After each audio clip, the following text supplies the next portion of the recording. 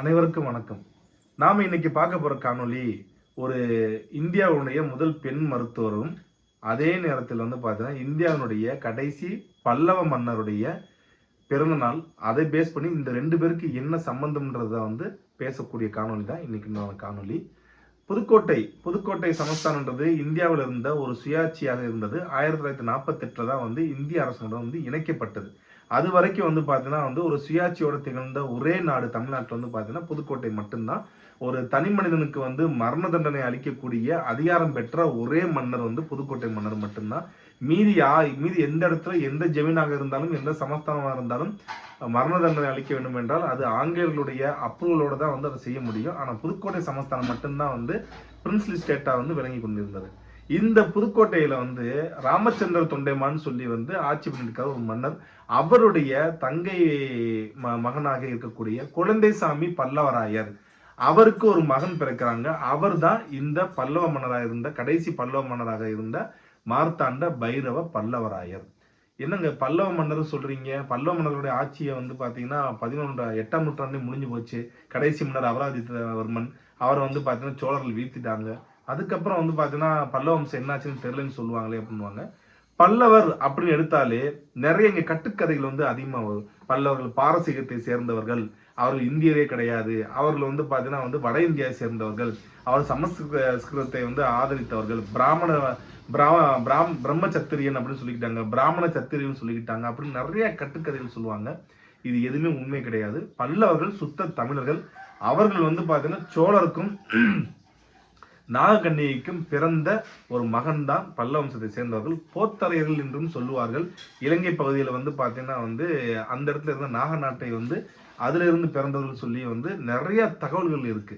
ஆனா இதை பத்தி யாரும் பேச மாட்டாங்க. நம்ம இதை ஒரு தனி காணொலியை பார்ப்போம். கிபி 1875 மார்த்தாண்ட பைரவ பல்லவராயர் பாத்தீங்கன்னா நவம்பர் 26ஆம் தேதி அவர் பிறக்கிறாப்புல புதுக்கோட்டை சமஸ்தானத்துல. தன்னுடைய 11வது வயதில் அவர் முடிசூரப்படுகிறார், மன்னராக முடிசூரப்படுகிறார் 1886. இதே 1886 இந்தியாவின் முதல் பெண் மருத்துவரான டாக்டர் முத்துலட்சுமி ரெட்டியார் அம்மையார் அதே புதுக்கோட்டை சமஸ்தானத்துல கிபி 1886 பாத்தீங்கன்னா பிறக்கிறாங்க. இவங்க என்ன பண்றாங்கன்னா, முத்துலட்சுமி ரெட்டியார் அம்மையோடைய அப்பா எல்லாருமே ரெட்டின்றனால அப்பா ரெட்டியார் நினைச்சிட்டு இருக்காங்க. அது தவறான விஷயம். அவங்க தந்தை பாத்தீங்கன்னா ஒரு பிராமணர் சமுதாயத்தை சேர்ந்தவர். அந்த காலத்திலே கலப்பு திருமணம் செய்தவர். அவருடைய மனைவி யாருன்னா தேவதாசி முறையில் இருந்த இசைவேளாளர் குடும்பத்தை சேர்ந்தவங்க. அவங்க ஒரு தேவதாசி பெண்மணிக்கும் ஒரு தந்தை ஒரு பிராமணனுக்கும் பிறந்தவர் தான் முத்துலட்சுமி ரெட்டியார் அம்மையார் பிறக்கிறாங்க. அது மட்டும் இல்லாம இதே புதுக்கோட்டையில பாத்தீங்கன்னா இவர் பிறந்த உடனே எப்படி நடக்குது பாருங்களேன் வரலாற்று சம்பவங்கள்.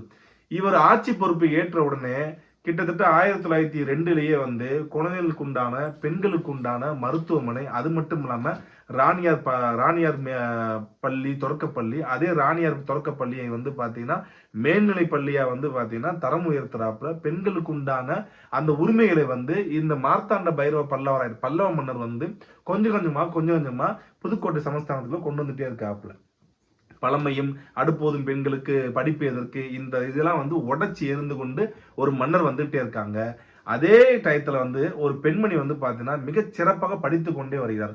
கரெக்டா தன்னுடைய மெட்ரிகுலேஷன் கல்வி அது வர்றப்ப புதுக்கோட்டை சமஸ்தானத்துல மொத்தம் 100 பேர் படிக்கிறாங்க.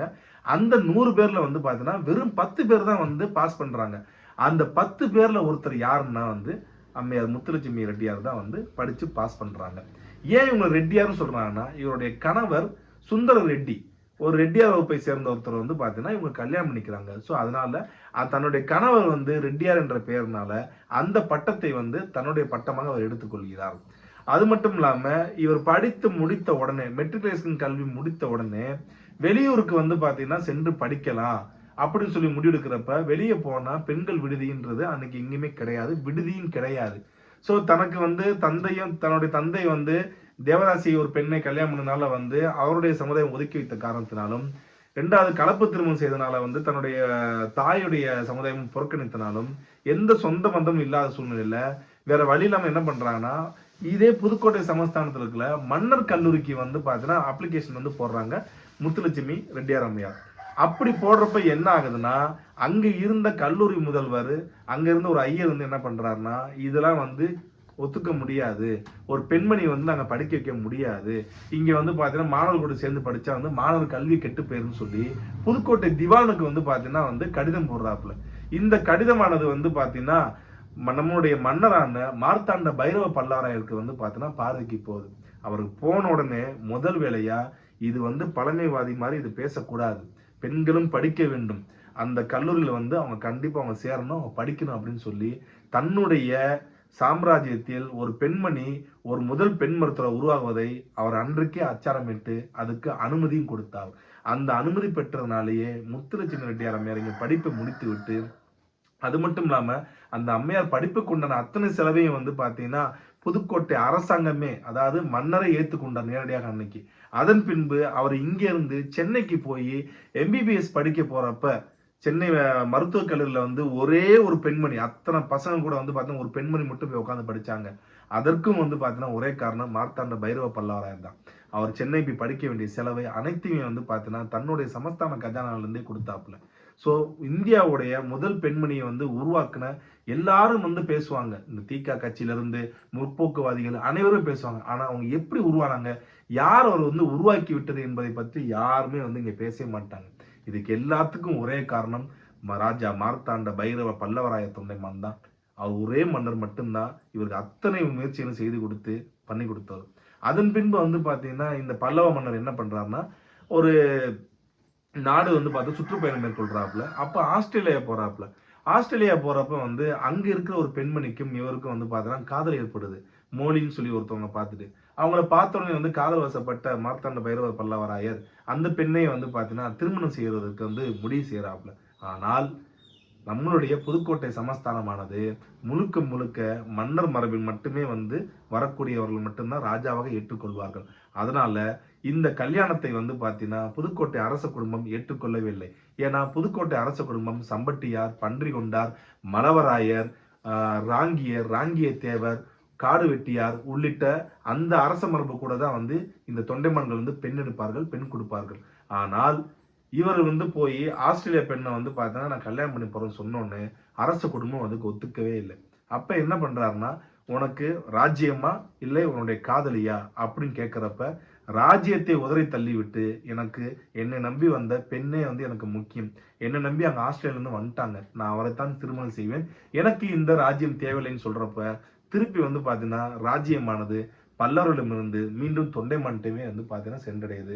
தன்னுடைய காதலியான மோலிய கல்யாணம் பண்ணிக்கிறாப்புல. கல்யாணம் பண்ணிட்டு அதுக்கப்புறம் வந்து பாத்தீங்கன்னா வந்து ஆஸ்திரேலியா செட்டில் ஆறாங்க. அவங்களுக்கு பிறந்த பசங்க வந்து இன்னைக்கு வரைக்கும் வந்து பாத்தீங்கன்னா தொண்டைமன்ற பேர்லயே ஆஸ்திரேலியால வாழ்ந்துட்டு இருக்காங்க. இவர் தன்னுடைய கடைசி காலங்கள்ல வந்து பாத்தீங்கன்னா பாரிஸ்ல வந்து இருந்தாப்புல. பாரிஸ்லயே வந்து தன்னுடைய கடைசி காலத்தை வந்து முடித்து கொண்டு விட்டார்.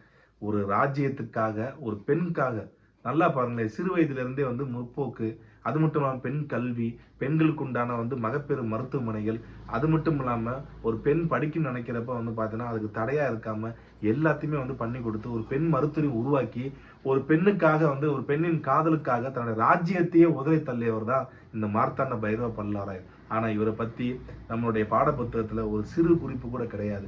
ஆனா புதுக்கோட்டை அரசு ஆவணத்தில் இந்த எல்லா தகவலுமே இன்றைக்கும் அரசு ஆவணமாகவே அங்கு இருந்து கொண்டிருக்கிறது. ஒரு போற்ற மறந்த ஒரு பல்லவ மன்னரை நாம் இன்று போற்றி வணங்குவோம். நன்றி, வணக்கம்.